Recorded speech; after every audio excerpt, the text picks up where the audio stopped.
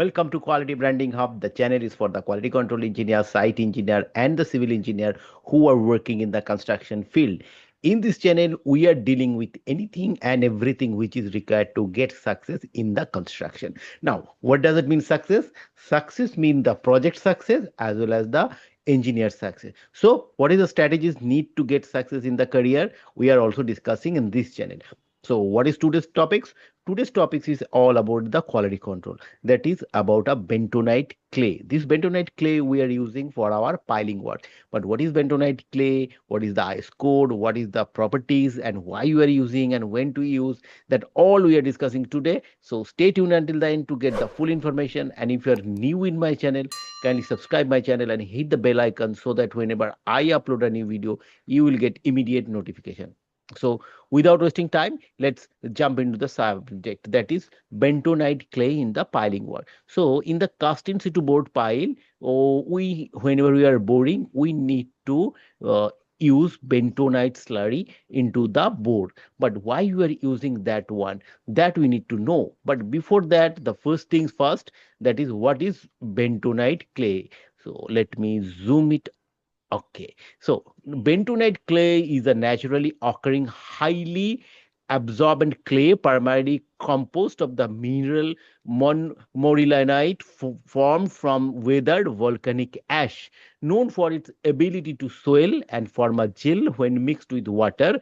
It is a vital material in civil engineering, particularly for deep foundation or bore piling work. So it's a naturally clay. So it's a clay weathered from the volcanic ash. Now, what is the ability? It swell. So when you are adding water into this, it swell, its volume is increasing and form a gel when mixed with water. So what this gel work? This gel, when we are boring, it is a tendency that inside the bore, from the side, the soil can collapse. So to prevent that one, we are introducing bentonite clay as a material. So this bentonite clay, as a definition, it's a clay naturally we are founding from the weathered volcanic ash. So this is the bentonite clay. The next part is why bentonite used in the pile. All we know that prevent borehole collapse. So it's the vertically we are digging and we are making pour the concrete. So before pouring or during the pouring, if it is collapsed, our purpose is not solved, because we want to get the concrete as it is drawing. If it is a diameter is 1 meter and the length of the pile is 25 meter, we need exactly 25 meter and 1 meter diameter throughout the concrete or throughout the board. But if the board collapse, what will happen? We will get less length or depth, and the surrounding also will be not same as per the 1 meter diameter. So what is happening? We are not getting the concrete or getting the pile as per the requirement. So we will do the integrity test. In the integrity test, we will find out what is the actual depth, whether is there any bulbing or not, is there collapsing or not, or the concrete health.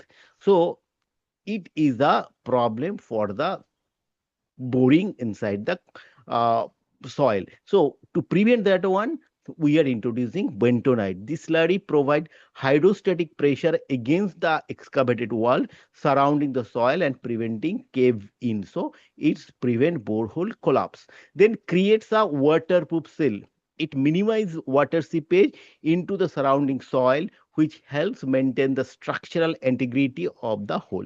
So if it is making a waterproof seal, so water will not penetrate into the soil. So what will happen? This bore will be in the stable position, then keeps the base clean. It suspend excavated soil cutting so that they can easily pumped out of the hole, ensuring the base of the pile is clean and concrete pouring. So it is helping for the concrete pouring also. So improve concrete quality by sealing the walls. It prevent loose soil from mixing with the liquid concrete, which avoids weak spots or soil pockets inside the finished pile. So it is very important, if there is a weak spot or the soil pockets inside the concrete, then what will happen during integrity test? We can find out this one, and this pile will be rejected because it is become the defective pile. So with the defective pile, it is not possible to make the structure because it's a heavy structure and we need the structural integrity. So we be the defective pile due to the collapse, we are not accepting that pile. So again, we have to do the another pile or maybe two or three as per the design. So the bentonite is helps to concrete quality, and it is lubricate equipments. It reduces the friction and cools and during tools like augers and rotary bucket, making the excavation process faster and smoother. So these are the benefits the way, where we are using bentonite in the pile. This is a prevent borehole collapse, creates waterproof seal, keeps the base clean, improves concrete quality, and lubricates equipment. Now, how we are using, see, we need to make a vat, and when in the vat we have to use this bentonite, and we have to make a bentonite slurry, and it has to circulate inside the bore during the piling operation. So if you want to know more about the piling operation, I have made a detailed video. Link is in the description, please check, you will get the full information. So I'm not getting on that details. So today I'm discussing only why bentonite we are using, and the relevant IS code is IS 6186 specification for bentonite, and IS 2911 Part 1 Section 2 2010, that is the design and construction of pile foundation code of practice, that is Section 2 is board cast in situ concrete piles. These two code has to follow whenever you get dealing with the board piling and the bentonite. Then next is relevant clause. Relevant clause in the IS 2911 Part 1 Section 2, it's 7.4 is discussing about the drilling mud, that is a bentonite. In the drilling mud, to be used for stabilizing the borehole in bore piling work should conform to the requirements given in Annexure D. So in the code itself in IS 2911 Part 1 Section 2 in clause 7.4, it is given that what is the requirement of the bentonite, because whatever the material we are using in the site, we need to check some properties. What properties? On that basis, we can select the material. Either it is rejected or it is accepted. But what are the properties? If we don't know the properties, we cannot select the right kind of material. So in the Annex D, it has given what is the requirement. So we will go one by one. So in Annex D, it is given to what is the requirement. But we have already discussed that bentonite pile using all these five factors. What they are doing, this prevent borehole collapse, create waterproof seal, keeps the base clean, improves quality, concrete quality, and lubricate the equipment. But how it is work?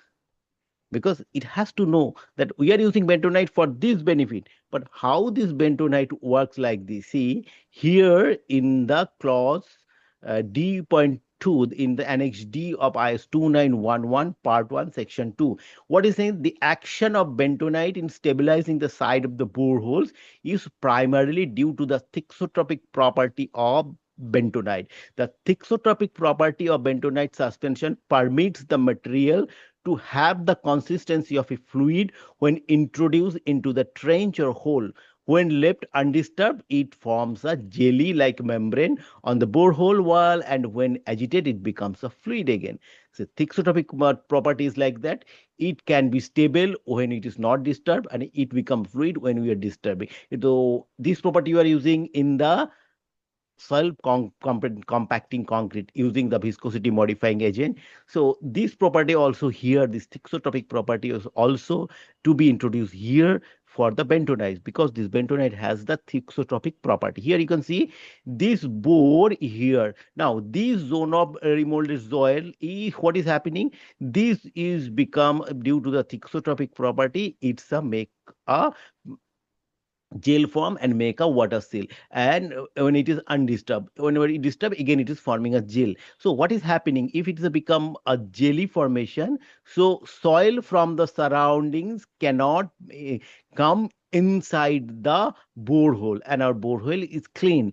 And if it is not making this bentonite, this slurry or waterproof seal, what is happening? The soil from the surroundings will come into the bore and a bore collapse will happen. So our purpose will not solve. So due to this thixotropic property of the bentonite, it is forms a jelly and make it is a water seal. So in the case of a granular soil, the bentonite suspension penetrates into the sides under positive pressure and after a while forms a jelly. The bentonite suspension then gets deposited on the sides of the hole and makes the surface impervious and imparts a plastering effect. See, this is given in the clause D.2.2 is IS 291 part 1 section 2. Here saying it's making a plastering effect. In impervious clay, the bentonite does not penetrate into the soil but deposit only as a thin film on the surface of the hole. Under such conditions, stability is derived from the hydrostatic head of the suspension. So here it is given how it is work, and if it's a different types of soil, how they are forming plastering effect, or is the hydrostatic head. So here is the due to the thixotrophy property, this bore collapse is not happening when we are using bentonite slurry during the construction of the cast in situ board pile. Now we need to know what is the properties of the bentonite, because bentonite you cannot say in the go to the shop and say give me bentonite, give me bentonite. We need to know what are the properties we need to check, and according to that properties we need to select that I need bentonite for these properties. So what is the properties? It is also given in the clause D.3. Let me again zoom it out for your understanding. See, here it is in the D.3 requirement of the bentonite is given. The bentonite powder shall and bentonite suspension used for piling work shall satisfy the following requirement. Shall satisfy, which means it must has to satisfy, because in the ice code shall means it has to must. So what is the liquid limit of bentonite when tested in accordance with 2720 part 5 shall be 400% or more. Okay, so what is the liquid limit? Liquid limit is the 400% or more. So whenever we are selecting bentonite, we need to test it before purchasing.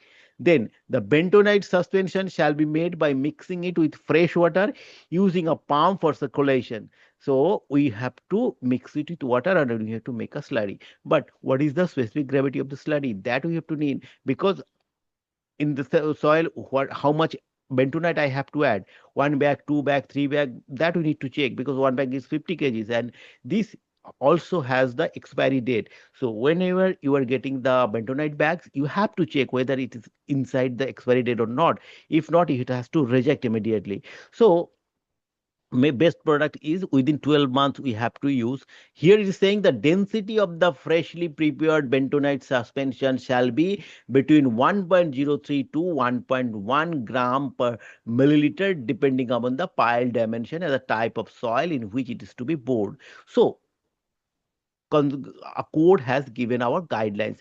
It has given a range, that's this density has to 1.03 to 1.1. So how we make the density? We have the hydrometer, and with the help of the hydrometer we will check what is the density of the what is the density of the soil bentonite suspension. Now this has to meet. Then again the density of bentonite after contamination with deleterious material in the borehole may rise up to 1.25 gram per milliliter. Now what is happening? We need to make a solution with bentonite and water, which is 1.3 to 1.03 to 1.1, and this has to circulate into the bore for the bore stabilization. And when it is again returned, the return density of the bentonite, it can go up to 1.25 gram per milliliter, because our borehole is the direct mud circulation. So what the bentonite slurry we are giving, again we are recirculating that one.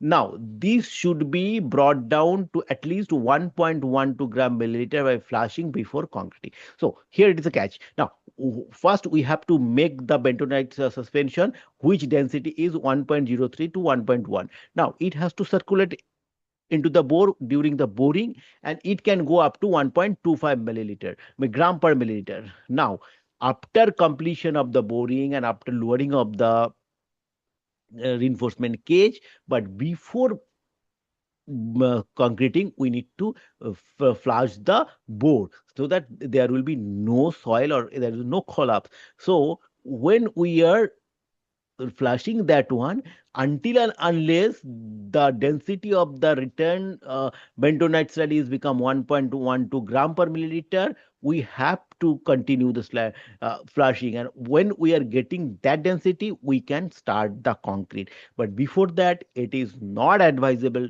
to do the concreting. So the forward first is the making suspension, that density is 1.03 to 1.1 by hydrometer test. Then when it is recirculating, then it can go up to 1.25. But before concrete we have to do the flushing, and the flushing density when it is coming to 1.12 gram per milliliter, then only we can start the concrete. And then the merge viscosity of bentonite suspension when tested by a merge cone shall be between 30 to 60 stroke. In special case it may be allowed up to 90. So viscosity also we need to check what is the viscosity. It says 30 to 60, but special case it can go up to 90s. And what is the pH value? The pH value of the bentonite suspension shall be between 9 to 11.5. So these are the category, or these are the requirement for the bentonite slurry whatever you are using in our pile foundation. So what we discussed today? What we discussed today about what is bentonite clay, why bentonite used in pile, what is the relevant IS code, what is the relevant clause, and how it works, and what is the properties for the selection of the bentonite. So I hope you find it useful, and if you find it useful, kindly subscribe my channel and hit the bell icon so that whenever I upload a new video, you will get immediate notification. And I'm waiting for your valuable comments so that from your valuable comment, everybody will be benefited. And if you want to know anything more about quality control and construction, please let me know. I will come with more content like this. And thank you once again for watching me.